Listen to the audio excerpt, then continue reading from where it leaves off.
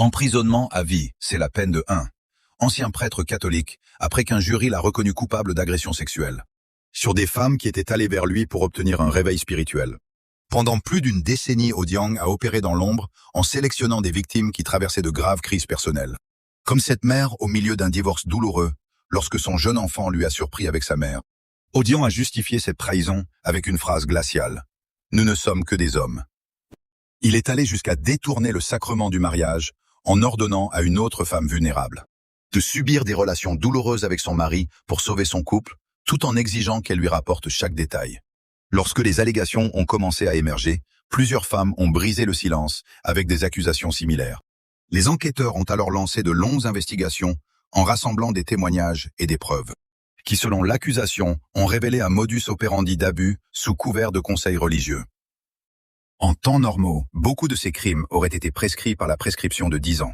Mais les procureurs du Texas ont trouvé une faille juridique cruciale, une exception légale pour les prédateurs en série, démontrant un schéma d'abus impliquant au moins 5 victimes.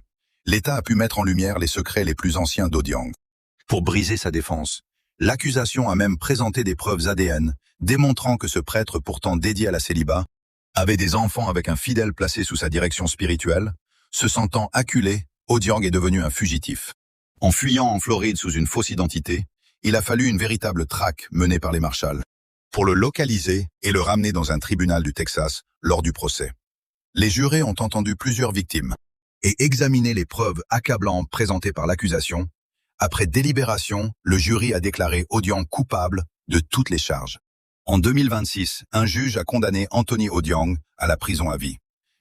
Lors de la procureure Ryan Calverte a pointé directement du doigt la table de la défense, en portant les derniers coups.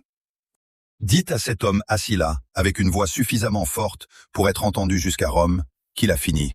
C'est terminé pour lui, à cause de la lourdeur de sa peine. Cet homme de 57 ans devra purger au moins 30 ans de prison avant de pouvoir simplement déposer une demande de libération conditionnelle. Un homme en qui nous avions confiance pour guider les autres dans la foi passera maintenant le reste de ses jours derrière les barreaux.